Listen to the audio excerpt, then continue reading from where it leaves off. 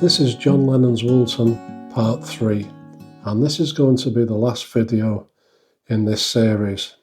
But before we start, I would like to thank Derek for all the information he provided me, and without that, these 3 videos would never have been made. I would also like to thank Andy, who is the custodian of Mendips.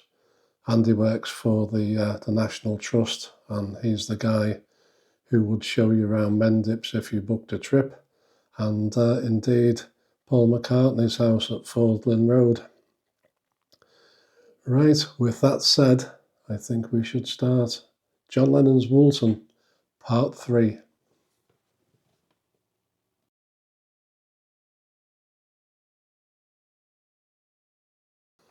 I took a trip to Mendips to have a chat to Andy. As I said a couple of seconds ago, he's the custodian of John Lennon's childhood home on Menlove Avenue. Now, unfortunately, I can't show you the interior of the house because I promised I wouldn't. But just to prove I went and that we met, this is the footage of me meeting Andy on one very dull Saturday morning back in November.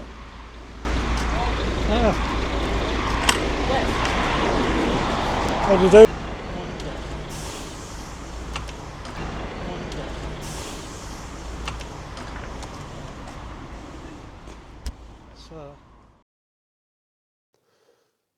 This website is called The Oldie, and theoldie.co.uk, so you can have a look at it yourself if you would like to later on. But basically, they have a theory that the song Strawberry Fields Forever wasn't written about strawberry fields. It was written about a different property. So, just want to read a quote from John Lennon. So the oldie says, John Lennon informs us that there were 2 famous houses near where he lived. One was owned by Gladstone, a reformatory for boys, which I could see out of my window, and Strawberry Fields was just around the corner from that. An old Victorian house converted for Salvation Army orphans. Now, John Lennon's actually got that wrong because not all the kids that were in Strawberry Fields were orphans. Some of them were in there because their parents had split up or got divorced, and neither parent could actually afford to look after them. Perhaps the dad was away at sea, because back in those days a lot of Liverpool men were at sea. But for whatever reason, the parents couldn't look after them, so they ended up in Strawberry Fields, but they weren't all orphans.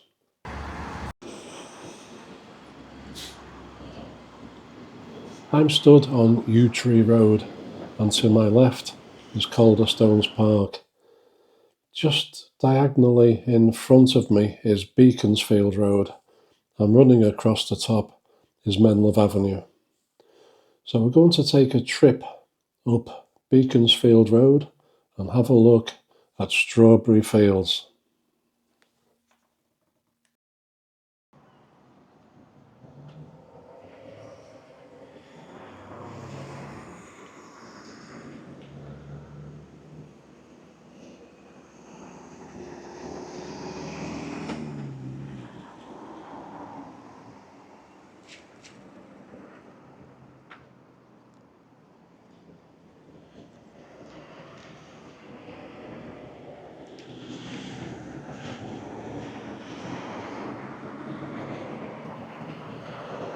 Now, over its lifetime, Strawberry Fields, it changed its name from time to time. In various documents, it's named as one or the other, and on the gate, it's always had, or on the gate posts, it's always had Strawberry Field. Personally, when I talk about it, it comes out naturally as Strawberry Fields, but it's just as right to say Strawberry Field. Anyway, it's not too far of a walk. Everything in Woolton seems to be on a hill. You're either walking up one or you're coming down one, so walking around Woolton keeps you pretty fit.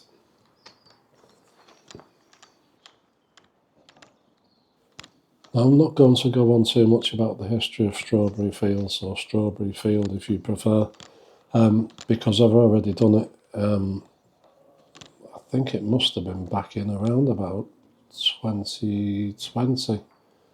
And funnily enough, it's called Strawberry Fields.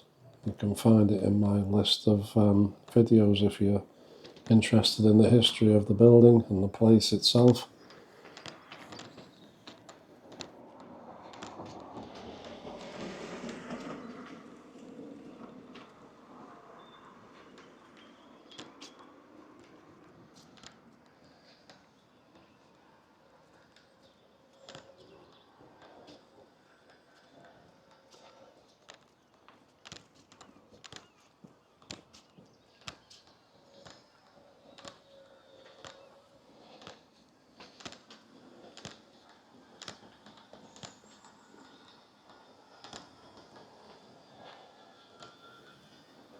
So Strawberry Fields gates, and these are replicas of the original gates, and people like to write on them when they visit, the names or little hearts or little messages and things, and it's not graffiti, it's art.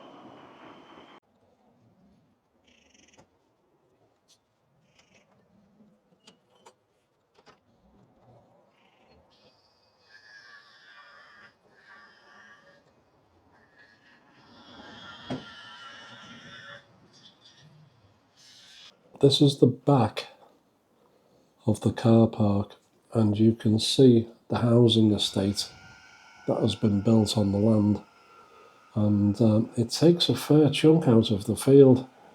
So in the direction we're looking now, you would be looking at Woolton Vale, the Remand home. You would be looking directly at it. Strawberry Fields, very different today than what it used to be when the old Victorian house was here. And then the Beetle bus turned up.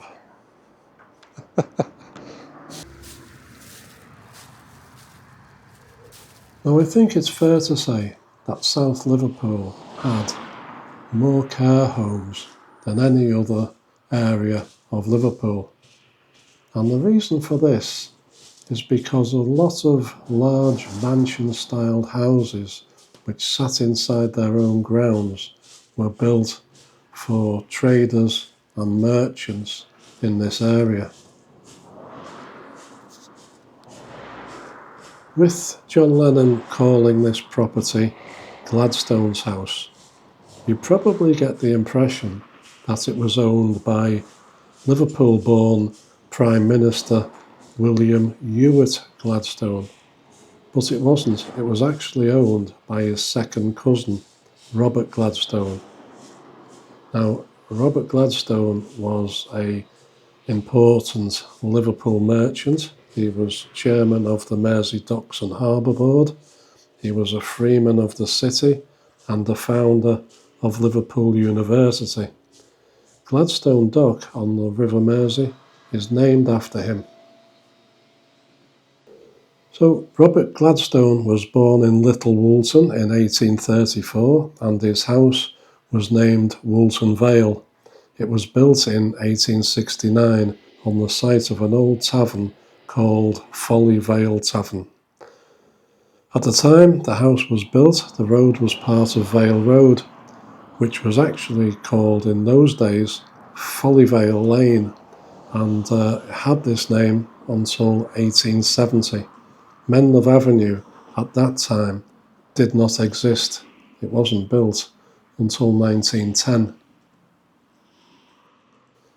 Right, so let's have a look at Robert Gladstone's house. And this is it. This sat on the same side of Menlove Avenue as Mendips. Mendips would have been further into the distance, where those distant trees are on the left-hand side as the road disappears. Now you can see how close this property is to the edge of the pavement where it meets Menlove Avenue. Now when this property was built, it wasn't like this. Menlove Avenue didn't exist. It was a single track road, and if you look at old maps, it's further away from the road than it is in this photograph. So 1910, Menlove Avenue was built, and it puts Woolton Vale right on the edge of the pavement. Now you can see there is a dark patch. That is actually a tunnel. Pedestrians would walk underneath the building through a tunnel to the other side. The room above apparently was a billiard room originally when the house was built. I think it was some sort of recreation room when it became a borstal.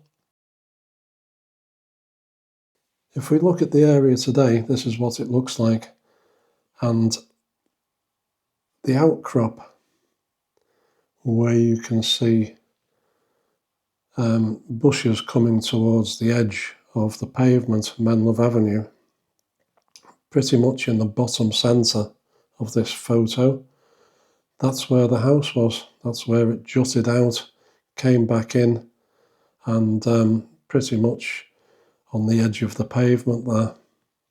If you look at the top left, that long building is the current Strawberry Fields location for visitors. So if you visit Strawberry Fields, that's the building you would see.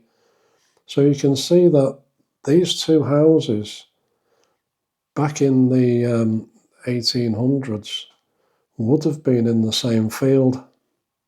They're actually very, very close together. Bottom right is a property which I thought was some sort of religious building, but apparently I've been told by Derek that it was a farm building. So that's on the corner of Vale Road, and just across from Vale Road, if we carried along the bottom of this photograph on Menlove Avenue, we would come to Mendips. We're walking along Menlove Avenue, and as you can see, the wall starts to bend out towards the edge of the pavement. If we went back to the 1980s and before that, this house would have been looming in front of us, and the tunnel would have been visible now, and you would have walked through the tunnel under the billiard room and emerged on the other side.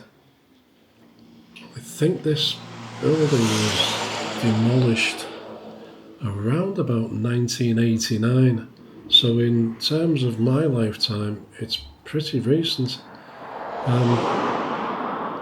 It ceased being a remand home or a borstal in the 1970s, and it was closed because it had a bad reputation. There was accusations of kids being mistreated, and it closed down. It was then demolished, as I say, I think in around about 1989, and the land was acquired by a property developer who built all the houses that we see today. And originally those houses were aimed at professional footballers. I don't think that quite worked out, but building the houses took a great deal of the land away from the area where John Lennon says he used to play.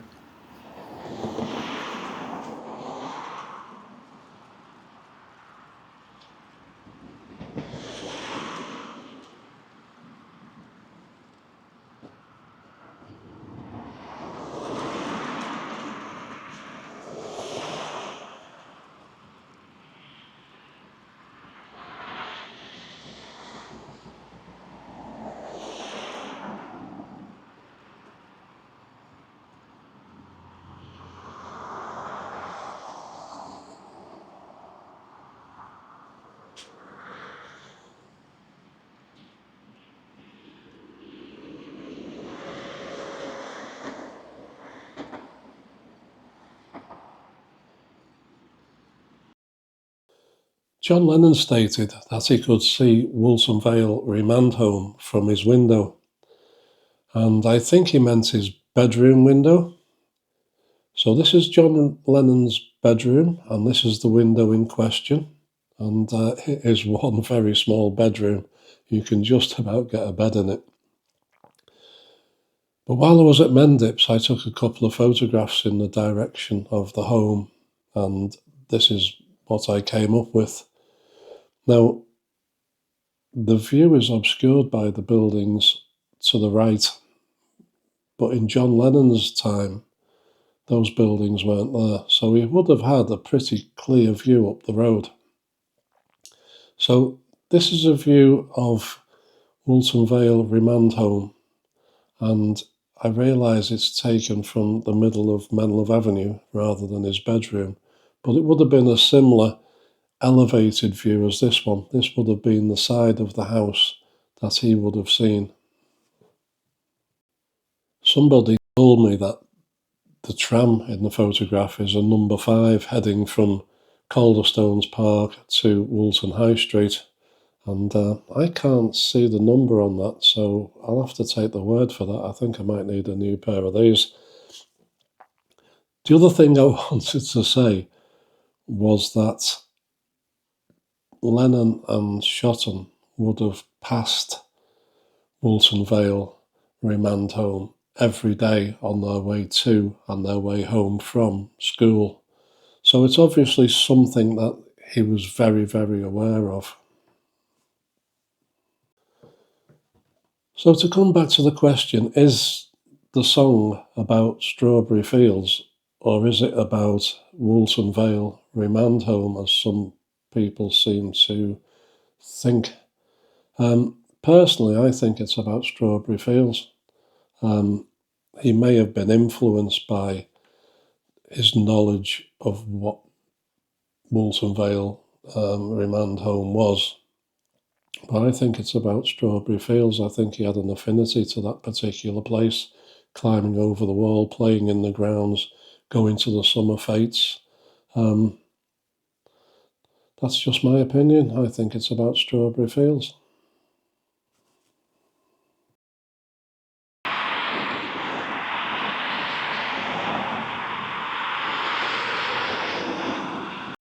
I'm just going to use an aerial shot for a moment to get our bearings so we know where we're talking about. So this is a general view of the area in question.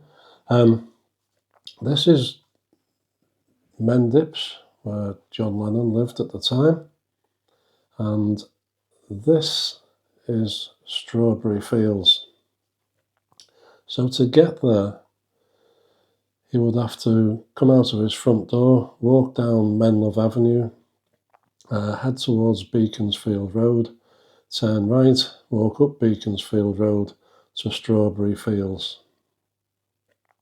So there are a few tour guides which give the tourist an impression that John Lennon climbed over the wall of strawberry fields to play with the children. And because they tell the story at Strawberry Fields gates, they give the impression that that's where he climbed over the wall. But as you can see, it's quite a walk. And also, why climb over a wall when the wall's got a huge gate in it? So he didn't climb over the wall there. In Peter Shotton's book, they do talk about climbing over a wall and playing in a pond. So there are 2 ponds near to John Lennon's house. And if we look at the map, we can see exactly where they are. So this is John Lennon's house, Mendips, at the time. And this is a wall, and this wall, back in those days, would have been around the edge of what could be described as woodland, and this would have been an open field which would have led to the back of Strawberry Fields. So let's have a look at this wall today. This is Vale Road then, and just to prove it, Vale Road. So in front of us is a wall and a side road where this van has just come out of is the reasonably new housing estate. This road wouldn't have been here in John Lennon's day, and you can see that the brickwork on the left is new and doesn't match the brickwork of the actual original wall. So the wall has been cut at some time. It would have continued on down to Menlove Avenue, I think. I think it would have been part of that lower wall that was at the beginning of Vale Road. So if we walk up here towards the bend in Vale Road here, Derek tells me that there was a hole in this wall, and behind the hole would have been the location of the pond. So it's only a short walk from John Lennon's house. If he came out the back door, through his garden, over the fence, this wall is very close to his house, and there's the hole in the wall. So on the other side of this wall, at one time, back in John Lennon's day at least, the pond was there, and this is where they would have climbed over and played in the pond. Just show you which one it is. So there, that's where the hole in the wall is, that's where the pond was. And that's his little walk in the red arrow. I guess the next question is, did John Lennon climb over the wall at Strawberry Fields to play with the children? Well, there's nothing at all in Peter Shotton's book about those 2 playing with children in the grounds of Strawberry Fields. But there is a quotation on a website called BeatlesLiverpoolLocations.blogspot.com, and they're saying that he used to climb over the wall with his cousin, whose name is Stanley Parks. Now, Stanley was quite a bit older than John, because there's a photograph of them here on the website where John is 8 and Stanley is 15.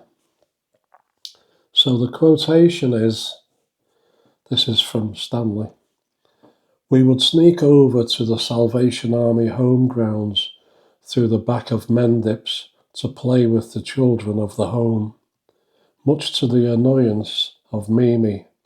She thought we should not mix with those kind of children." Mimi sounds a little bit like Hyacinth Bouquet, I think. Right, so we're going to have a look at the other pond, because in Peter Shotton's book, this area is also mentioned. This is Peter Shotton's map from his book, and unfortunately it's not very accurate. I've marked where John Lennon lives on Menlove Avenue with a red ring, number 1, and the red ring around number 2 on Vale Road is Peter Shotton's house. So just to the left of Peter Shotton's house, or in real life if he came out of his front door to the right, is an area which he calls Foster's Field. And in Foster's Field, he's marked the pond. Now, when he talks about playing in the pond, I always presumed it was this one, but it could have been the one that we've just spoken about as well. So this area was basically a field, and remained so until the early 1950s, when buildings started to happen, building of houses, new housing estate. But I thought I'd show you the map again from 1893, just to show you the actual location of this pond, so that we get an idea of reality. But what Peter Shotton's done is marked a wall to the left of that pond as we look at it. And in a short while, we're going to have a look at that wall. Right, so let's have a wander along Vale Road. So this is Vale Road, and the hole in the wall that we've just looked at where the pond was. Now, this is where Derek used to live, and it's quite an interesting story really, because Foster's Field, they began to build houses, and in his book, Peter Shotton describes John Lennon and himself playing on Foster's Field and hiding from the Cocky Watchman, which is a Liverpool way of describing an old security guard. So they were hiding from him one afternoon, I think it was, or one evening, and they hide in one of the houses. Now at the time there was only 4 houses being built. One of them was Derek's, and the one next door, because they're semi-detached houses, and 2 which were exactly the same on the opposite side of the road. And in the book, Peter Shotton describes the interior of this house, and the way he describes it, it can only be one of 2 houses, because these semi-detached houses are mirror images. So it's either the one that Derek was born into, or the one on the same side on the other side of the road. So it's more than likely that John Lennon and Peter Shotton were hiding from the Cocky Watchman in Derek's half-built house.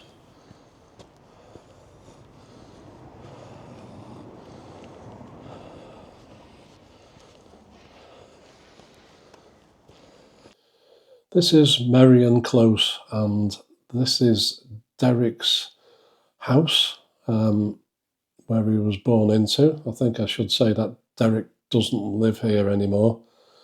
We're looking at 1958 when this house was completed. I think it's March 1958 when it was actually finished. This photograph shows the back of the house looking out, and where the line of trees is, you can see there's a wall.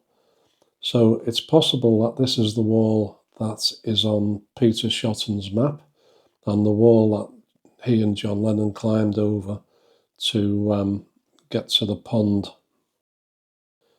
This is a closer view, And there's also another wall here where the horses are in the field, and that looks pretty old too. So there's obviously more than one wall in this area back then. And there's a closer view of the wall and the horses, and there's a gate there as well to get out into the field by the look of it. So this is Derek's nana and granddad, and they're working hard digging over the new back garden there, although it's not their house, it's Derek's mother and father's, but grandparents, they like to muck in. This is the back of the house when it was completed, pretty much, I guess. I don't know if you know, Derek, but they've put an extension on the back of the house now, at least the lower level. And this is the completed house at the front with a what looks like a Ford Popular on the drive. So this is 1958. I tell you what though, you have to be fit to live at the top of Merrion Close because it is so steep. I walked up it and I wish I hadn't. I was glad to get back down to the bottom. Seriously steep little close. In this final part of the video, we're going to look at an area which was known as the Tip. And this is Peter Shotton's map. He's actually marked it as the bottom tip and the tip. So I actually did a video about this area. Video's actually just called the Tip. And on the tip there was a pond. And the story goes that at least one German bomber in World War II dropped the bomb on the pond thinking that it was the River Mersey. And the local residents got onto the council, and the council filled the pond in with rubble, hence the Tip. Now today that area is a wooded area which is at the Woolton end of Menlove Avenue, and there are 4 high-rise blocks of apartments on it. Now in the video I made, there was a comment which said I didn't quite walk far enough to actually reach where the pond was, and that the pond was opposite the Gardener's Arms pub. So in this part of the video, we're going to look at that area once again, really quickly. We're going to have a look at the area opposite the Gardener's Arms. The person who made the comment about the location of the pond was absolutely correct. If we look at an old map, we can see where the pond was and where it lines up with the streets on Vale Road. And it's the largest part of it is opposite the Gardener's Arms. So let's have a look at the area. So these are residential old people's apartments, I think. And this is the opposite side of Vale Road to the pub. And the third high-rise apartment block, the third one away from Woolton Village. But my question is, did a German bomber mistake the pond for the River Mersey? To be honest, I think this is highly unlikely, and wherever Peter Shotton's got that from, I think it's wrong, because we are a fair way from the River Mersey, and the size of this pond compared to the Mersey, well, it's just seriously not going to happen. What I think's happened is further down Menlove Avenue, when you get to Woolton Village, there was a factory there called Brand, and today Brand is the location of Tesco's. Now I remember Brand, it was up until the 1980s, I think, and they made women's hosiery. I've actually done a video about it. I'll have to look at my own videos and get the dates. But they made women's hosiery, But during World War II, they were commissioned to make parachutes, and the building was camouflaged. It was a target for German bombers. I think they've been trying to bomb the Remand factory, and one of the bombs has gone astray and landed in the pond. Maybe it happened more than once, and this is why the residents wanted the pond filling in. But I think they were probably after the Remand factory. So let's have a look at where it was. So this is the area from the air, and first of all, this is where the pond was, and this is Tesco, which back in the war days was a factory making parachutes, a factory called Remand. This Tesco supermarket now occupies a space that used to be taken up by a company called Remand, and they made women's hosiery, which is tights and stockings. But during the war years, they were commissioned to make parachutes, and they would have been a target for German bombers. Now you can see here the high-rise apartments which are on Menlove Avenue, and this is where the area known as the Tip would have been.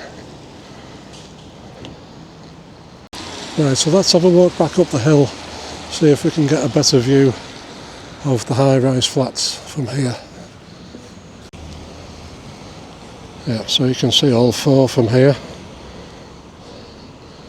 And Tesco's and the proximity of what would have been the Remand factory.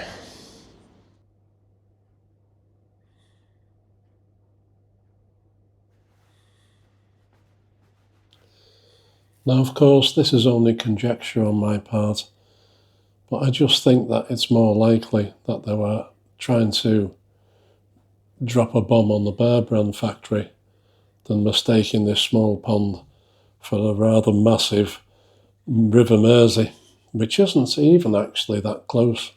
But Remand and the Tip would have been in very close proximity to each other, as you can see. Anyway, finally, that is the end of this little trilogy of John Lennon's Woolton. Hope you've enjoyed it. Thank you very much for watching, and we'll catch up soon.